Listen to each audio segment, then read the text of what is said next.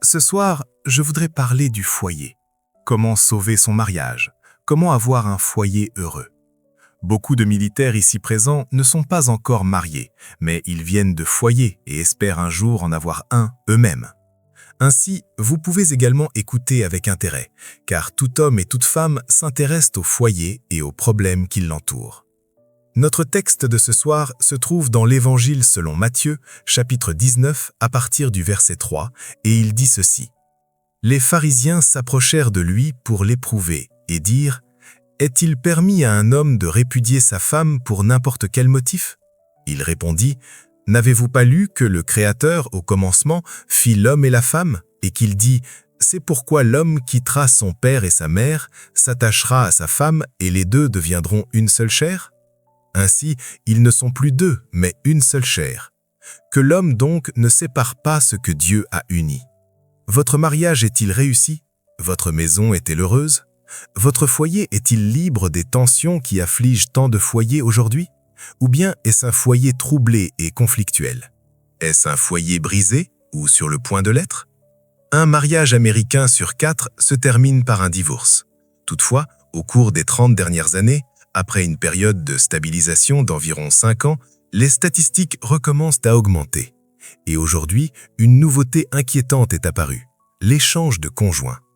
Un magazine affirmait récemment que plusieurs millions de couples aux États-Unis pratiquent l'échange de partenaires à la recherche du bonheur. Parce que les foyers brisés et les divorces sont largement relayés par les médias, nous avons tendance à croire que la majorité des foyers sont malheureux. Mais ce n'est pas vrai. Je suis ici ce soir pour vous dire que la majorité des foyers américains restent unis et sont heureux. Nous lisons surtout des nouvelles sur les foyers brisés, ceux qui ont des problèmes et des conflits.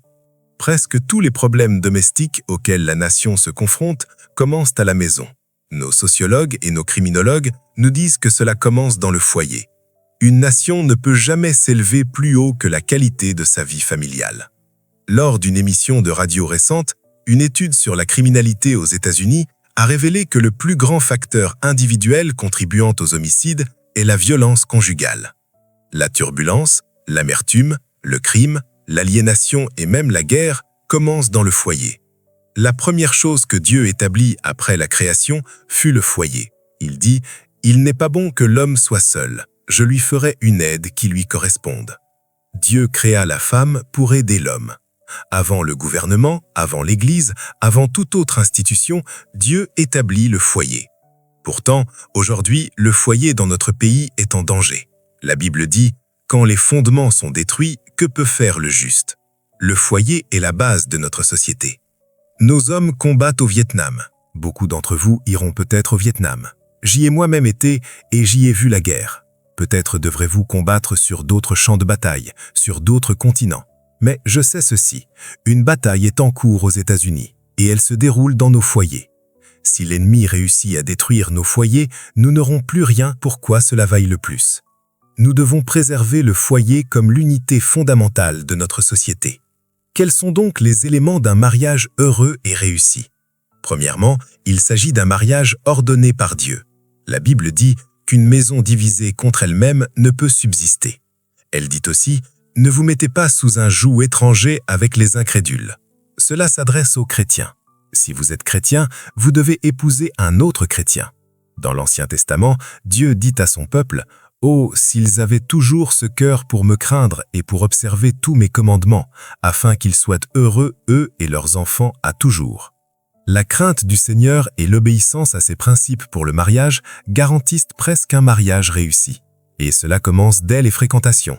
Commencez par fréquenter la bonne personne. Priez ensemble. Vous direz, Billy, ne sois pas si rigide. On ne prie plus pendant les rendez-vous aujourd'hui. Pourquoi pas? Si vous êtes 2 chrétiens, pourquoi ne pas demander à Dieu de vous guider lorsque la relation devient sérieuse? Beaucoup de mariages aujourd'hui sont fondés sur l'attirance physique plutôt que sur la beauté intérieure du caractère. L'attirance physique passe rapidement, à moins qu'elle ne soit soutenue par quelque chose de plus profond. Le caractère chrétien.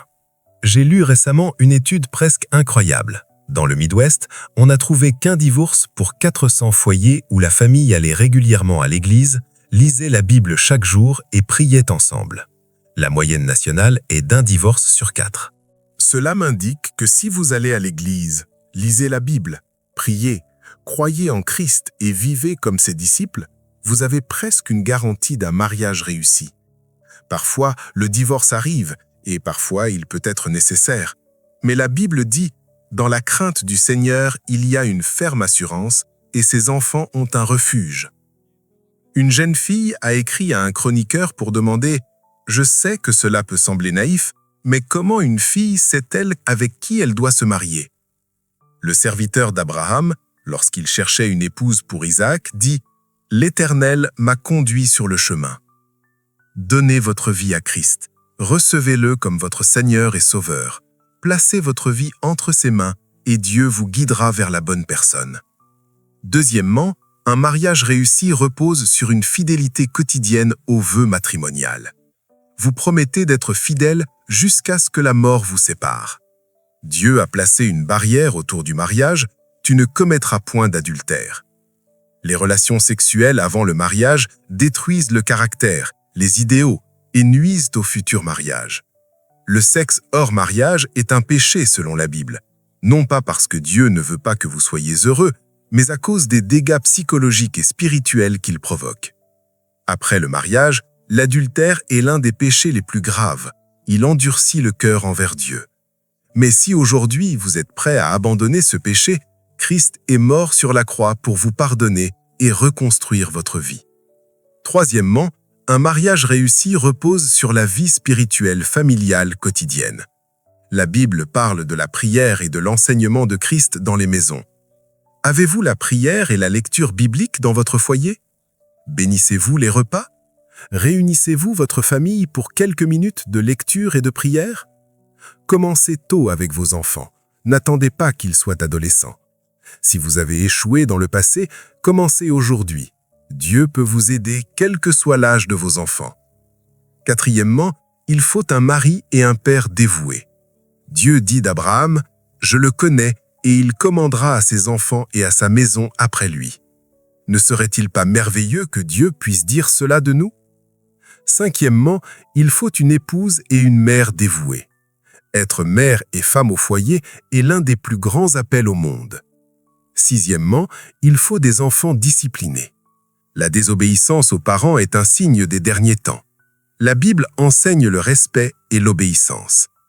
Enfin, il faut un engagement clair. Choisissez aujourd'hui qui vous voulez servir. Moi et ma maison, nous servirons l'Éternel. Ce soir, vous pouvez recevoir Christ, être pardonné et commencer une vie nouvelle. Christ est mort et ressuscité pour vous offrir le pardon et la réconciliation avec Dieu et avec les autres. Parfois, cela demande aussi l'aide de l'épouse. Un homme paraissait très abattu en quittant son bureau après sa première journée avec sa nouvelle secrétaire. Lorsqu'on lui demanda ce qui n'allait pas, il répondit qu'il avait confié à sa femme le soin d'embaucher la nouvelle secrétaire. « Intéressant, lui dit un ami. Elle est blonde ou brune? »« Elle est chauve, répondit l'homme. Mais il faut un mari et un père dévoués pour qu'un foyer soit véritablement réussi. La Bible considère l'homme comme responsable. Dans mon propre foyer, ma femme a souvent dû assumer les rôles de père et de mère lorsque je voyageais beaucoup, et elle a accompli un travail magnifique. Je rends grâce à Dieu pour une épouse chrétienne qui, avec humilité, a pris sur elle ses responsabilités. Cependant, c'est une tendance dangereuse pour une société lorsqu'elle devient matriarcale, car Dieu a ordonné que l'homme soit le chef du foyer. Il doit être le pourvoyeur de la famille, c'est sa responsabilité, et s'il n'assume pas cette responsabilité, Dieu l'en tiendra responsable lors du jugement. Vous dites peut-être, « Je n'ai pas été le mari que je devais être, ni le père que je devais être. Que dois-je faire ?» Mettez-vous à genoux dès maintenant. Demandez à Dieu de vous pardonner. Décidez qu'à partir de ce moment, vous vivrez une vie nouvelle. Laissez Christ entrer dans votre cœur. Demandez-lui de pardonner votre péché et de faire de vous le mari et le père que vous devez être. En cinquième lieu, pour qu'un mariage soit réussi, il faut une épouse et une mère dévouées. La Bible dit que les mères doivent manifester d'abord la piété envers leur propre maison, car cela est bon et agréable devant Dieu. Elle enseigne que les femmes doivent prendre soin de leur foyer et ne pas donner à l'adversaire l'occasion de médire. Vous savez, parfois, lors d'une interview télévisée, on demande à une femme ce qu'elle fait dans la vie et elle répond presque avec des excuses « Je suis seulement femme au foyer ».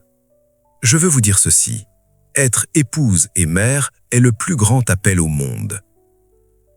En 6e lieu, il faut des enfants disciplinés. L'apôtre Paul dit que l'un des signes des derniers temps sera la désobéissance aux parents. Aujourd'hui, nous voyons des enfants désobéissants partout. Absalom a subi le jugement de Dieu plus tard dans sa vie parce qu'il s'est rebellé contre son père. Dans l'Ancien Testament, les enfants étaient sévèrement punis pour leur rébellion contre leurs parents. Aujourd'hui, on enseigne parfois que la rébellion est naturelle chez les enfants, qu'ils doivent tous passer par une phase de révolte. Je ne crois pas cela. Je ne me suis jamais senti véritablement rebelle envers mes parents. Ma femme dit qu'elle n'a jamais connu de rébellion envers les siens. Elle n'a connu que l'amour, le respect et la crainte révérentielle envers eux. J'ai parlé avec des centaines de personnes et je leur ai demandé « Vous êtes-vous rebellés contre vos parents ?» La plupart ont répondu « Non, nous travaillons trop pour cela ». Enfin, il faut un engagement clair et déterminé. La Bible dit « Mets de l'ordre dans ta maison ». Avez-vous mis votre maison en ordre? Avez-vous pris une décision pour Christ? L'Écriture dit « Choisissez aujourd'hui qui vous voulez servir. Moi et ma maison, nous servirons l'Éternel. Crois au Seigneur Jésus-Christ, et toi et ta maison, vous serez sauvés. » Ce soir, vous pouvez recevoir Christ. Parents, mari, femme, mère, jeunes gens, enfants. Vous pouvez recevoir Christ et rentrer chez vous ce soir pardonné de vos erreurs, de vos échecs et de vos péchés passés, marchant dans une vie renouvelée. Christ est mort pour vous. Il est ressuscité d'entre les morts et vous offre ce soir le pardon, la réconciliation avec Dieu et la réconciliation les uns avec les autres. Il y a peu de temps, Bill et Joanne Ying nous ont raconté comment Christ est entré dans leur foyer et comment cela a transformé leur vie. Christ peut faire la même chose pour vous, si vous le permettez. Vous demandez « Que dois-je faire ?» Premièrement, repentez-vous de vos péchés. Cela signifie que vous êtes prêt à dire « Ô Dieu, j'ai péché. Je suis prêt à abandonner mes péchés. Je suis prêt à changer ma manière de vivre. » Deuxièmement, recevez-le par la foi comme votre sauveur. Vous ne pouvez pas tout comprendre intellectuellement, mais par la foi, vous le recevez et vous êtes prêt à vivre une vie pure devant Dieu. Cela ne signifie pas que vous serez parfait. Vous aurez encore des pressions et des problèmes, peut-être même plus qu'avant. Mais Dieu sera dans votre cœur. Il sera là pour vous aider chaque jour et chaque heure à accomplir l'une des plus grandes tâches qu'il nous ait confiées, avoir notre part dans un foyer quelque part, comme fils, comme fille, comme père, comme mère, comme mari et comme épouse. Je vais maintenant vous demander de faire quelque chose de difficile. Je vais vous demander de vous lever de votre siège, maintenant même, et de venir vous tenir devant cette estrade pour dire « Ce soir, je reçois Christ ». Vous pouvez être membre d'une église ou n'en appartenir à aucune. Vous pouvez être catholique, protestant ou autre, mais vous avez besoin de Christ dans votre cœur. Après que vous serez venu, nous prierons ensemble. Nous vous donnerons de la documentation, puis vous pourrez rejoindre vos amis ou votre famille. Pourquoi vous demander de venir publiquement? Parce que Jésus a dit que si nous le confessons publiquement, il nous confessera devant le Père. Ce soir, venez à Christ et dites publiquement « Je le reçois ». Cela scelle la décision dans votre vie. Nous attendons maintenant. Venez rapidement, de toutes les parties du stade. Des centaines de personnes se rassemblent ici au stade de l'Alamo, à San Antonio, au Texas, pour prendre leur engagement envers Jésus-Christ et lui demander de pardonner leurs péchés et de transformer leur vie. Vous pouvez faire ce même engagement chez vous, devant votre télévision, dans un bar, dans le hall d'un hôtel, où que vous soyez. Vous pouvez dire oui à Christ et lui demander d'entrer dans votre cœur, de vous purifier et de faire de vous une personne nouvelle. J'espère que vous le ferez.